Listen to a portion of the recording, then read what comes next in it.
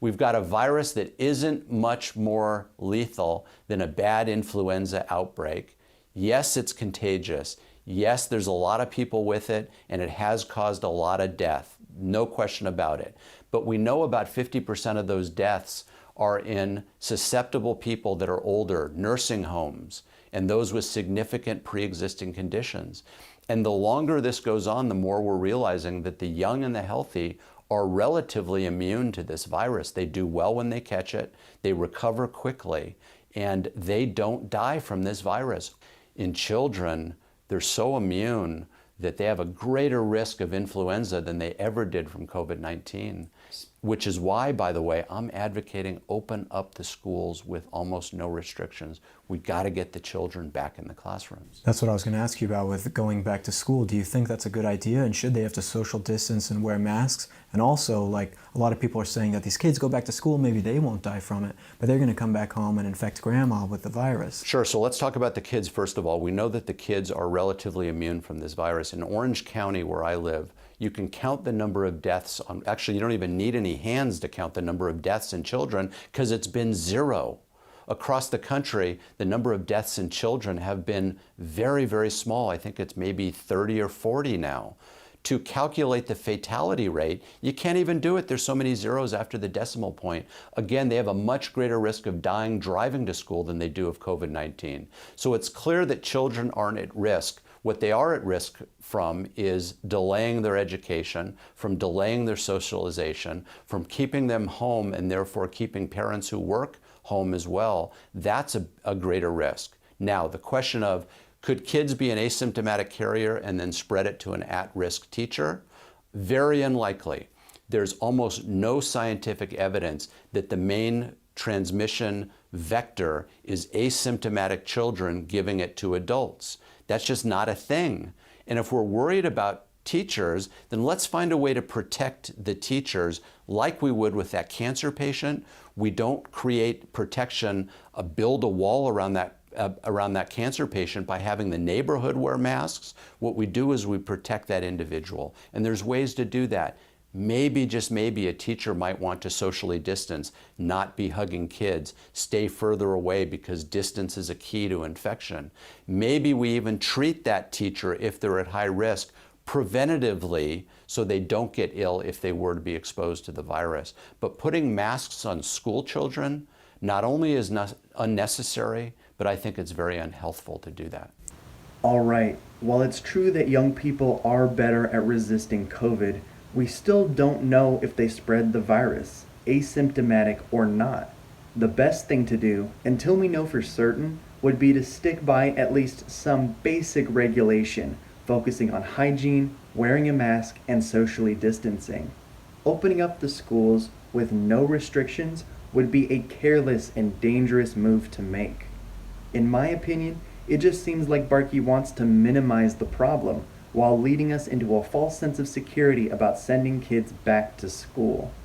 Now, it's true that influenza kills about 0.3 to 0.5% of its victims, and in some areas, COVID has shown a similar fatality rate. This is not the case everywhere though, including where Barke practices medicine, Orange County, where COVID fatality is more like 1.5%, 3 times influenza. I've already mentioned that fatalities overall in the US are even higher, about 3.5%, and for children, that number is looking to be about 0.7. Now, this may seem like too small a number to matter, but you have to take into account the US population as a whole. We have about 74 million children in the US, and if every one of them gets infected, we'd be looking at about 500,000 deaths in children. With this in mind, we need to consider just how much variation is taking place depending on location, health policy, and level of viral activity.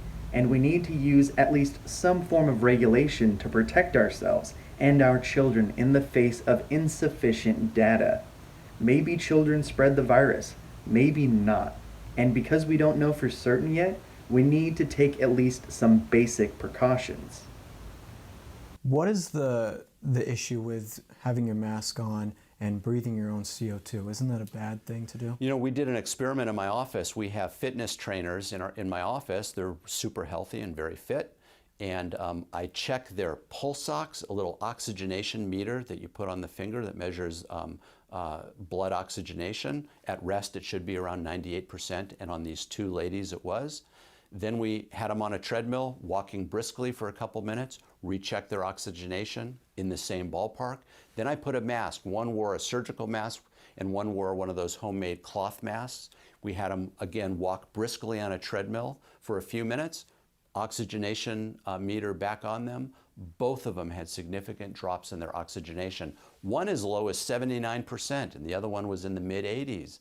So for a healthy person over a short period of time, probably not a problem. But to have somebody who's not fit, wearing a mask, exercising with a mask on, that's crazy town, and it's very unhealthy to do that. Not only that, after you've been breathing on that mask for 5 or 8 or 10 minutes, it gets really moist inside. And once that mask is moist, the ability of that mask to filter goes out the door. So its ability to filter viruses and other particles when it's wet drops precipitously. And so if you looked at a visual of the size of a coronavirus versus the size of the filtering ability of a mask, it's like the equivalent of building a chain link fence to try to keep out mosquitoes. That's the size differential. So although the virus can travel in droplets and the masks can somewhat collect those droplets and prevent those droplets from going out, there's still a very imperfect mechanism to try to prevent the virus spread. And we have studies with influenza and the common cold that says they just don't work. I always find it very funny when I'm walking my dog in my apartment complex, and there's people just by themselves running with their masks on. It makes no sense. I'm like, you can't breathe, man. And there's gyms that have opened back up, although I understand they're now going to be closing, where they require people to wear masks. You have people on treadmills and various machines breathing hard and exercising with a mask on.